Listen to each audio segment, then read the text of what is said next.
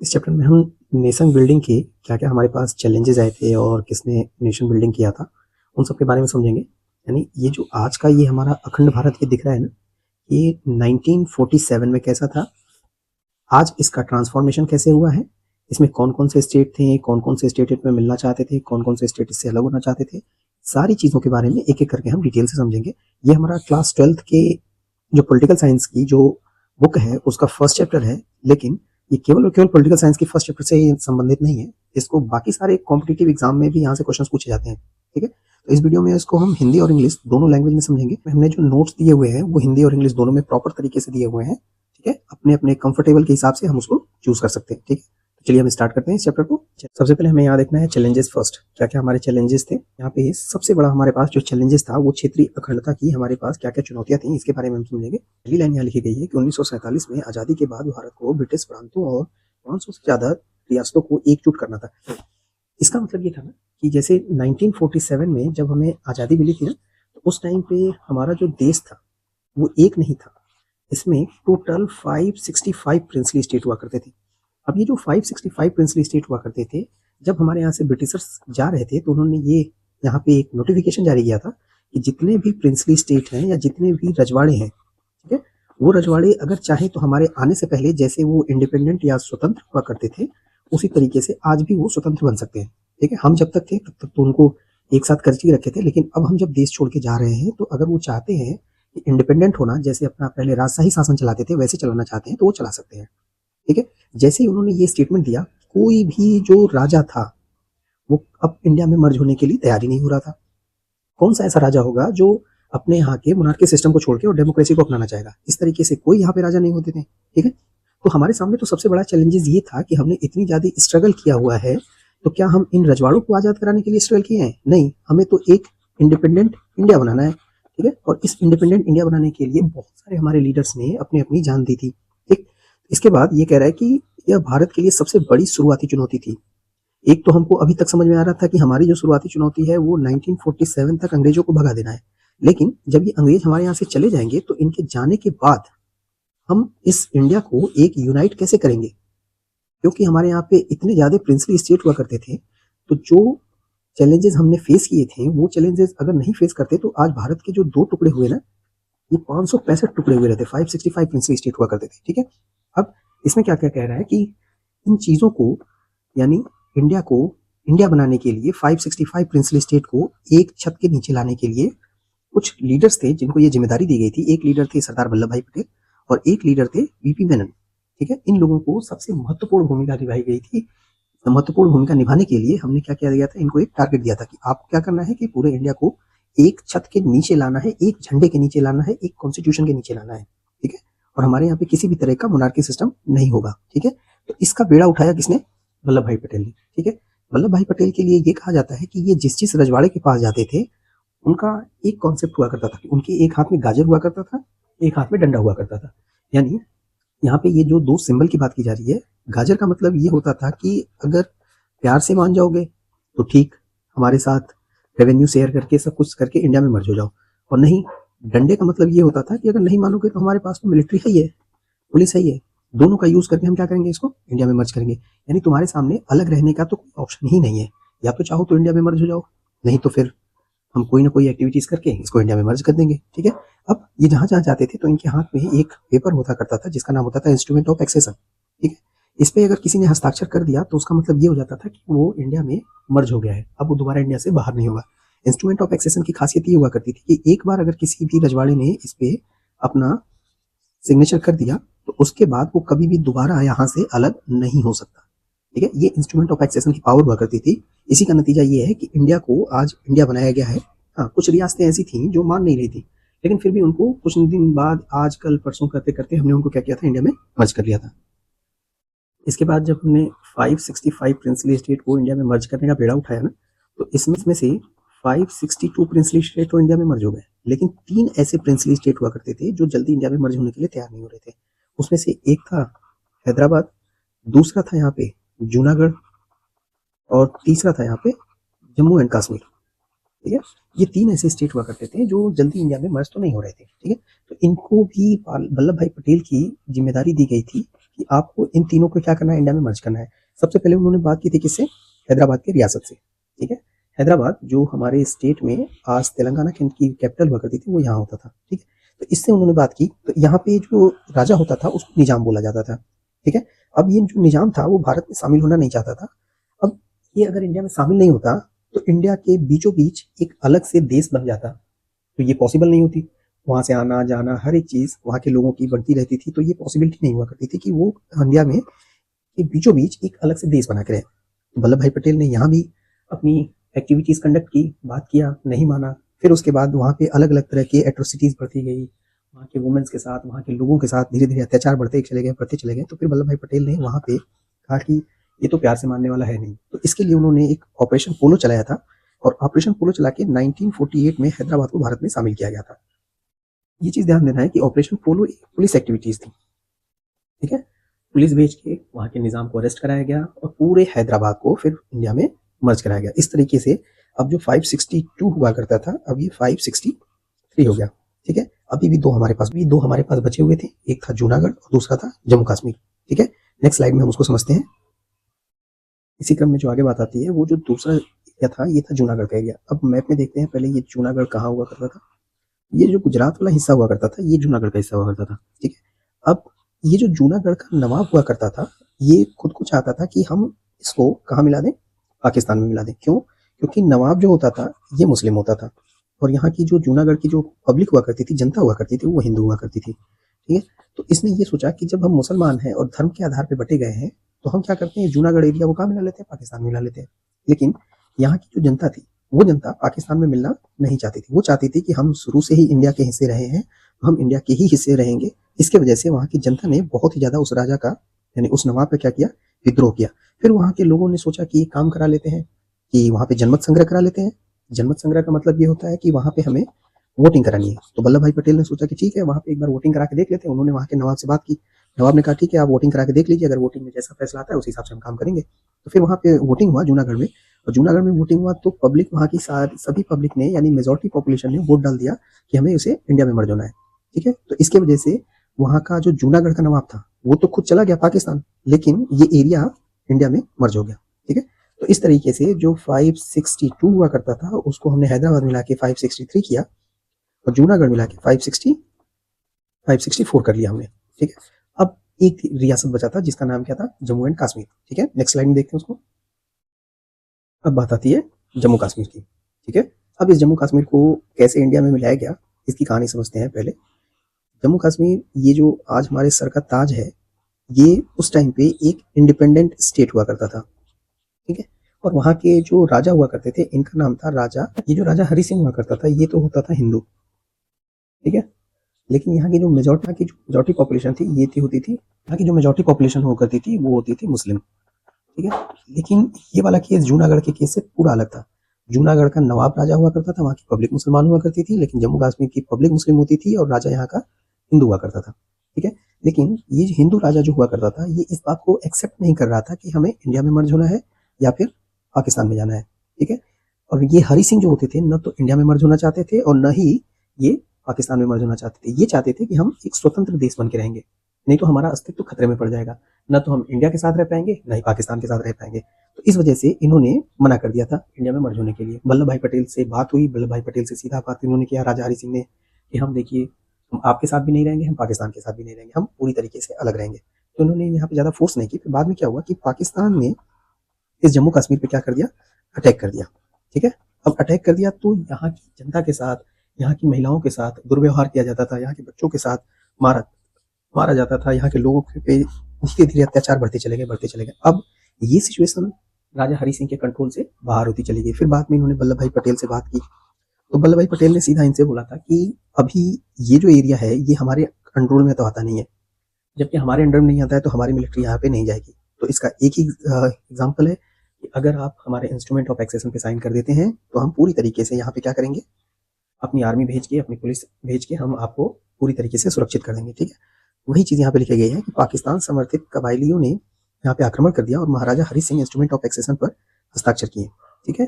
ये हार मान के इंस्ट्रूमेंट ऑफ एक्सेशन पे हस्ताक्षर किए थे। अगर ये इंस्ट्रूमेंट ऑफ एक्सेशन पे हस्ताक्षर नहीं करते तो इनके हाथ से भी ये जम्मू कश्मीर निकल जाता। और उसके बाद तब भारतीय सेना ने वहाँ ने आक्रमण किया और पूरी तरीके से कश्मीर से कबायली जो आतंकवादी थे, आक्रमणकारी थे, उनको उन्होंने बाहर फेंक दिया। ठीक है। हाँ, आने वाले टाइम में हम देखते हैं कि अगर उसको हम कब्जा कर लेते हैं तो पूरी तरीके से ये कश्मीर जो है वो इंडिया का हिस्सा हो जाएगा, क्योंकि राजा हरि सिंह जो थे ना, उन्होंने पूरे के पूरे कश्मीर को इंडिया में मर्ज करने की साइन किया था, न कि कुछ हिस्से को। ठीक है। तो इसीलिए जो पाकिस्तान ऑक्युपाइड कश्मीर है वो भी इंडिया का ही हिस्सा है। ठीक है, न कि किसी और देश का हिस्सा है। एक चैलेंज को तो हमने पूरा कर लिया, हमने 565 प्रिंसली स्टेट को इंडिया में तो मर्ज कर दिया। ठीक है। लेकिन एक समस्या खत्म होती थी, एक समस्या आ जाती थी। ठीक है। अब इसमें राज्यों का पुनर्गठन करना था। पुनर्गठन करने का मतलब कि कई सारे स्टेट ऐसे हुआ करते थे जो अपने अपने हिसाब से डिमांड करते थे कि हमें किस आधार पे अपने स्टेट को अलग करना है, हम किस आधार पे अपने देश को आगे ले जाएंगे। ठीक है। तो सबसे पहले इन्होंने ये सोचा कि हम अपने स्टेट के लिए अलग अलग डिमांड क्रिएट करेंगे। कुछ ने सोचा था कि हम राज्यों का बंटवारा कास्ट के बेसिस पर करेंगे, कुछ ने सोचा था कि राज्यों का बंटवारा हम रिलीजन यानी धर्म के आधार पर करेंगे, कुछ ने सोचा था कि हम इसको एक भौतिक विभाजन के आधार पर हम इसका या फिजिकल डिवीजन के आधार पर हम इसको बांटेंगे। फिर ज्यादातर मांग उठ रही थी कि धर्म के आधार पर बांटने का। ठीक है, कि धर्म के आधार पर हम राज्यों को अलग कर दें। फिर बाद में ये सोचा गया कि अगर धर्म के आधार पर बांटेंगे तो धर्म के आधार पर तो अभी देश बट गया है, तो फिर हम उसको एक कैसे कर पाएंगे। फिर सोचा गया कि कास्ट के बेसिस पे बांट दें, जाति के आधार पर देशों को मतलब राज्यों को बांट दें, इस जाति के लोग ये कास्ट करेंगे। तो इसका मतलब कि हम घर में ही फूट डाल रहे हैं। इसीलिए हमारी सरकार ये सोच रही थी कि यहाँ पे एक काम करते हैं कि लैंग्वेज के बेसिस पे हम क्या करते हैं, राज्यों को अलग करते हैं। ठीक है। सरकार पहले ही इसके खिलाफ थी, लेकिन आंदोलन के बाद इसे स्वीकार करना पड़ा। इसका मतलब ये था ना कि सरकार तो पहले कभी नहीं चाहती थी कि न तो धर्म के बेसिस पे बांटे, न जाति के बेसिस पे बांटे, न भौतिक विभाजन के बेसिस पे बांटे या फिजिकल डिवीजन के बेसिस पे बांटे। वो तो बस यही सोच रहे थे कि इंडिया को एक बनाना है। ठीक है, यूनाइट करना है और यूनाइट होके ही रहना है। लेकिन ये बात हजम नहीं हो रही थी, लोग अलग अलग तरह के डिमांड करते जा रहे थे।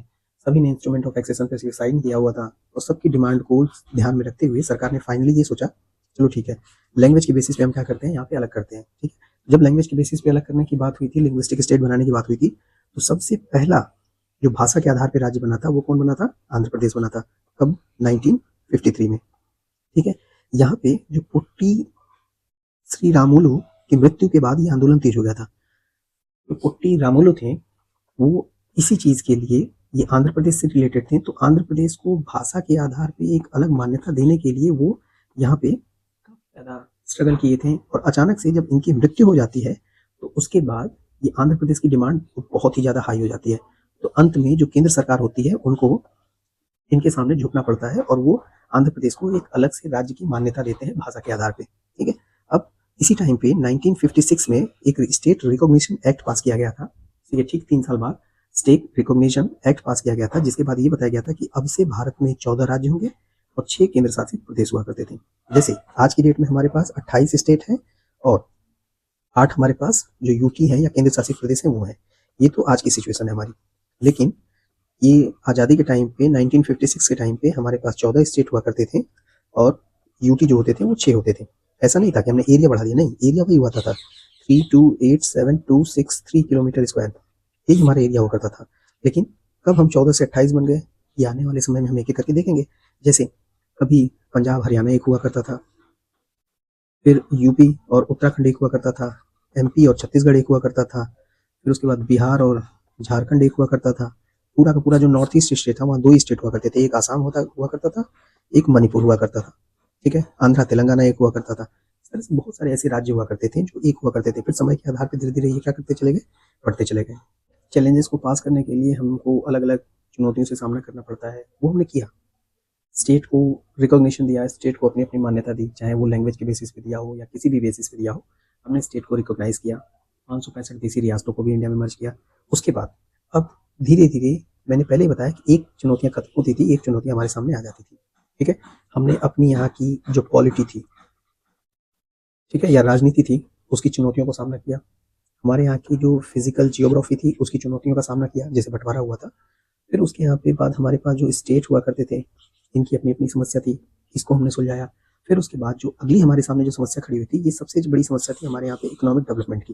क्यों? क्योंकि जब हमारे यहाँ से ब्रिटिशर्स गए थे तो हमारे स्टेट के पास, हमारे देश के पास किसी भी तरीके का खजाना नहीं हुआ करता था।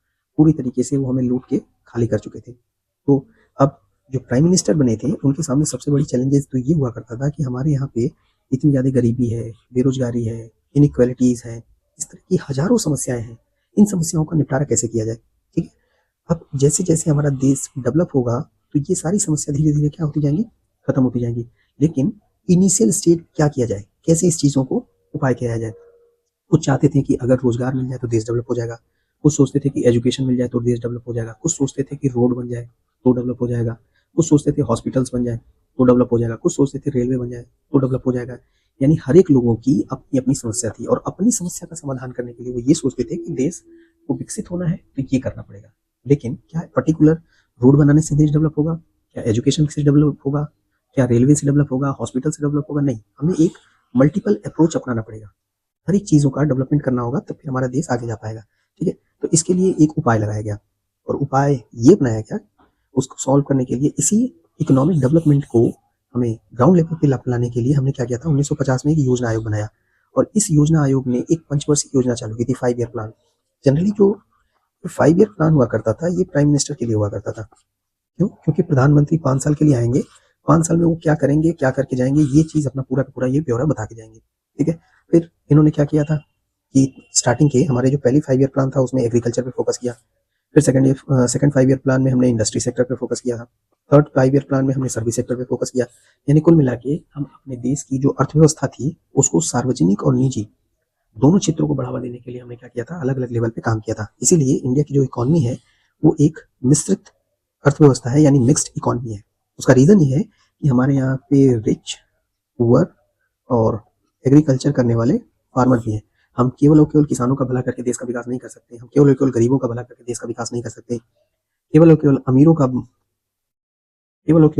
का भला करके हम देश का विकास नहीं कर सकते। हमें एक जॉइंट अप्रोच अपनाना पड़ेगा। सबका हमें विकास करते-करते अपने देश को आगे ले जाना पड़ेगा, ठीक है? इसीलिए इंडिया ने अपने यहाँ की इकोनॉमी को मिक्स्ड इकोनॉमी बताया। जैसे बहुत सारे ऐसे थे जो अपने यहाँ को इकोनॉमी को कैपिटल इकोनॉमी बताते थे, यानी पूंजीवादी अर्थव्यवस्था बताते थे। कुछ होते थे सोशल इकोनॉमी बताते थे यानी समाजवादी अर्थव्यवस्था की बात करते थे जैसे रशिया हो गया या यूएसएसआर हो गया। कैपिटलिस्ट इकोनॉमी का मतलब जैसे अमेरिका हो गया। लेकिन इंडिया ना तो कैपिटलिस्ट इकोनॉमी की बात सुना, ना तो सोशलिस्ट इकोनॉमी की बात सुना। उसने अपने इकोनॉमी को मिक्स्ड इकोनॉमी का अप्रोच पे अपनाया। अब हमारे सामने जो अगली समस्या आएगी वो आएगी यहाँ पे डेमोक्रेसी को स्टैब्लिश करने की, यानी हम कैसे अपने यहाँ पे लोकतंत्र को स्थापित कर सकते हैं। हमने लोगों का तो भला कर ही दिया, हर एक चीज़ कर दिया, लेकिन यहाँ पे हमें सबसे बड़ा चैलेंज अगर सामना करना था तो वो लोकतंत्र को स्थापित करना था। लोकतंत्र का मतलब कि जनता की सरकार की जो चाबी है यानी देश की जो चाबी है वो हमें किसके हाथों में देना पड़ेगा? जनता के हाथों में देना पड़ेगा। मतलब जनता ही जो चाहेगी वो रूल बनाएगी, जनता ही जो चाहेगी वो इसमें चेंजेस करेगी और जनता ही इसको अप्लाई करवाएगी। यानी देश की मालिक कौन हो गई? जनता हो गई। इस चीज़ को स्थापित करना था हमारे देश में, ठीक है? अब चैलेंजेस ये हो रहा करता था ना, किस जनता की बात कर रहे हैं हम? नॉर्थ वाली पब्लिक की, साउथ वाले की या ईस्ट वाले की या वेस्ट वाले की या मिडिल वाले की? क्योंकि सबके अपने-अपने कल्चर थे, सबकी अलग-अलग मान्यताएँ थी, सब अलग-अलग तरीके से रेगुलेट होते थे। तो ये हमारे यहाँ पे एक सबसे बड़ा चैलेंजेस ये हुआ करता था कि हमें डाइवर्सिटी में यूनिटी लाना है। देश में तो विविधता है ही है, अलग-अलग जगह पे अलग-अलग तरह के लोग रहते हैं, उनकी अपनी-अपनी मान्यताएँ हैं, लेकिन उनको किसी एक चीज़ पे ला के खड़ा करना, जो सब लोग माने, ये सबसे बड़ा चुनौती था, ठीक है? हमने इसीलिए तो हम अपने यहाँ पे कॉन्स्टिट्यूशन लाए यानी संविधान लाए, ठीक है? और हमारे देश की खासियत ये है कि हमारे यहाँ पे अलग-अलग धर्म हैं, अलग-अलग जातियाँ हैं, लेकिन सब अपने-अपने होलिस्टिक बुक से ऊपर देश के संविधान को मानते हैं, ठीक है? चाहे हिंदू हो या मुसलमान हो या अलग-अलग तरह की जातियाँ हों, सब सबसे ऊपर देश के संविधान को मानते हैं, फिर उसके बाद सेकेंडरी बाकी सारी चीज़ें हैं, ठीक है? ये हमारे देश की सबसे बड़ी खासियत है कि यहाँ के संविधान को सभी ने स्वीकार किया हुआ है, ठीक है? अब जब हम पावर जनता के हाथ में दे रहे हैं, तो उस जनता को ऐसे क्या राइट्स दिए जाएँ जिससे जनता मालिक बन जाए? इस चीज़ को कंसीडर करने के लिए उन्होंने यूनिवर्सल एडल्ट फ्रेंचाइज़ी लाए थे, या जिसको हम बोलते हैं राइट टू वोट। यानी जनता के सामने ये पावर दी जाती थी, आपको जो भी नेता पसंद नहीं आता है, आप उसको वोटिंग के थ्रू हटा सकते हैं। लेकिन एक बात ध्यान रखने की चीज़ है कि जनता को मालिक 5 साल में 1 बार बनाया जाता है, जब वोट देने का राइट होता है। प्रेज़ेंट की सिचुएशन ये है, वर्तमान की सिचुएशन ये है कि 5 साल में 1 बार जनता मालिक बनती है, बाकी 5 साल के लिए वो अपना मालिकाना हक खो देती है, ठीक है? अब 1951-52 में भारत में सबसे पहली बार यहाँ पे इलेक्शंस कराए गए थे। इस इलेक्शन की सबसे बड़ी चुनौती ये थी, पूरे वर्ल्ड से ये डिमांड आ रही थी कि इतने बड़े डाइवर्सिटी वाले कंट्री में आप एक साथ इलेक्शन कैसे करा सकते हैं? कैसे हमारे यहाँ पे एक बार इलेक्शन हो सकते हैं? एक इलेक्शन में नेताओं को लोग कैसे चुन सकते हैं? ये हमारे इलेक्शन कमीशन के सामने बहुत बड़ी चुनौती हुआ करती थी। फिर इलेक्शन कमीशन ने इस चुनौती का सामना करते हुए और उन्होंने सबसे पहली 1951-52 में उन्होंने इलेक्शन कंडक्ट कराया और सारे विरोधियों के मुंह पे तमाचा मार दिया। ठीक है, उसके बाद पूरे विश्व में ये स्वीकार किया जाने लगा कि जब भारत में इतनी डाइवर्सिटी होने के साथ साथ डेमोक्रेसी स्टेब्लिश हो सकती है, तो बाकी और भी सारी कंट्रीज हैं जहाँ पे ये डेमोक्रेसी को क्या किया जा सकता है, स्थापित किया जा सकता है। ठीक है, इसमें जो चुनाव आयोग था, इलेक्शन कमीशन जो था, किसी भी पार्टी के फेवर में नहीं हुआ करता था। वो एक इंडिपेंडेंट ऑर्गेनाइजेशन हुआ करती थी और उसका इंडिपेंडेंट ऑर्गेनाइजेशन होना ही हमारे लिए सबसे बड़ी चुनौती का सामना करना जो था, उसका एक स्वतंत्र संस्था होना ही हमारे लिए सबसे बड़ी बात हुआ, जिसकी वजह से हमने इस विविधता भरे देश में एक चुनाव कराना संभव हुआ। हमारे देश में राष्ट्रीय एकता की जो चुनौतियां थी वो क्या क्या थी कि इंडिया में भाषा, धर्म, संस्कृति, जाति और क्षेत्रीय विविधताएं में हमेशा एकता के लिए चुनौतियां रही हैं। ठीक है, जैसे इंडिया में अभी भी लैंग्वेज को लेकर कई बार झगड़े होते हैं, धर्म को लेकर कई बार झगड़े होते हैं, हम अपने कल्चर को लेकर कई बार झगड़े करते हैं और जाति को लेकर तो हमारे यहाँ पे चुनाव भी होते हैं। ठीक है, और क्षेत्रीय विविधता का मतलब जैसे कहीं पे पर्वतीय क्षेत्र है, कहीं पे मैदानी क्षेत्र है, कहीं पे एक तरह से कहें तो रेगिस्तान वाले जैसे क्षेत्र है, तो इन सब को लेकर हमारे यहाँ पे अलग अलग तरह की चुनौतियां आज भी बनी हुई हैं। लेकिन फिर भी हमने इन सबको खत्म करने के लिए हमने अपने अपने यहाँ पे अलग अलग तरह के प्लान्स बनाए, अलग अलग तरह की स्ट्रेटजी बनाई। जैसे पहला हमने क्या किया था, धर्मनिरपेक्षता का पालन, यानी हमारे यहाँ पे इतने धर्म हुआ करते थे कि हम अपने देश को पर्टिकुलर किसी एक धर्म के नाम से पहचान नहीं दिला सकते थे। जैसे पाकिस्तान बना तो उसने बोल दिया कि हम मुस्लिम कंट्री है। ठीक है, सबने स्वीकार कर लिया क्योंकि वहाँ पे मुस्लिम पॉपुलेशन ज़्यादा हुआ करती थी। इस चीज़ को नहीं एक्सेप्ट कर पाते थे कि हम अपने यहाँ पे हिंदू कंट्री दें, सिख कंट्री दें, या मुस्लिम कंट्री दें, या क्रिश्चियन कंट्री दें, या बौद्ध कंट्री दें, या जैन कंट्री दें, क्योंकि हमारे यहाँ पे 40% हिंदू हुआ करते थे, 20% मुसलमान हुआ करते थे, बाकी 40% में अदर रिलीजन हुआ करते थे। अगर केवल हम हिंदू देते तो ये एक हो जाते, केवल मुसलमान देते तो ये एक हो जाते, अदर वाले देते तो ये एक हो जाते। इसीलिए हमने सीधा बोला कि हमारे यहाँ पे अलग अलग धर्म है, हम सभी धर्मों को समान वरीयता देंगे और किसी भी धर्म को स्पेशल प्रियोरिटी नहीं देंगे। इसीलिए हमने अपने यहाँ के धर्मनिरपेक्षता का पालन करना सीखा और हमने अपने कॉन्स्टिट्यूशन में इस चीज़ को एक्सेप्ट किया है कि India is a secular country. इस चीज़ को हमने 1976 में जब हमारा 42nd कॉन्स्टिट्यूशनल अमेंडमेंट हुआ करता था, तब हमने इस चीज़ को क्या किया था, एक्सेप्ट किया था। ठीक है, फिर उसके बाद संघीय ढांचे को मजबूत करना था। संघीय ढांचे का मतलब कि जो हमारे यहाँ का फेडरल स्ट्रक्चर है उसमें हम स्टेट को भी मान्यता देंगे और सेंट्रल गवर्नमेंट को भी मान्यता देंगे। स्टेट को भी आज़ादी देंगे, सेंटर को भी आज़ादी देंगे, लेकिन स्टेट की आज़ादी जो होगी वो केंद्र सरकार के अंदर रहेगी। स्टेट सरकार या राज्य सरकार कभी भी ये नहीं सोचेगी कि हमें इस राज्य से अलग होकर एक अलग देश बनाना है। ठीक है, राष्ट्रीय पहचान को बढ़ावा दिया गया है। ठीक है, प्रमोशन ऑफ नेशनल आइडेंटिटीज, चाहे राज्य कोई हो, सबसे ऊपर देश, इस चीज को हमने अपने यहाँ के लोगों के खून में भरा हुआ है। ठीक है, इस चैप्टर में अलग अलग तरह के जो चैलेंजेस थे, चाहे इकोनॉमी का चैलेंज हो, या देश को एक करने का चैलेंज हो, या डेमोक्रेसी को चैलेंज हो, या अर्थव्यवस्था को आगे ले जाने का चैलेंज हो, या पॉलिटिक्स से रिलेटेड चैलेंज हो, या स्टेट रिकॉग्निशन एक्ट से चैलेंजेस संबंधित चैलेंजेस हो, सबके बारे में हमने डिटेल से एनालिसिस किया। लेकिन फिर भी हम कंक्लूजन पे पहुंचते हैं और इस बात को समझते हैं कि इस राष्ट्र को एक करना इतना आसान नहीं था। ठीक है, लेकिन इसको हमने पॉसिबल कैसे किया कि हमारे यहाँ पे जो राष्ट्र को एक करने की जिम्मेदारी दी गई थी वो किसको दी गई थी, वल्लभ भाई पटेल को दी गई थी। यानी जो इस चीज का नेतृत्व किया था वो एक मजबूत हाथों ने किया था, जिसकी वजह से हम अपने यहाँ पे डेमोक्रेसी को क्या कर सके, स्टेब्लिश बना सके। ठीक है, इस तरीके से इस चैप्टर का लेक्चर कंप्लीट हुआ।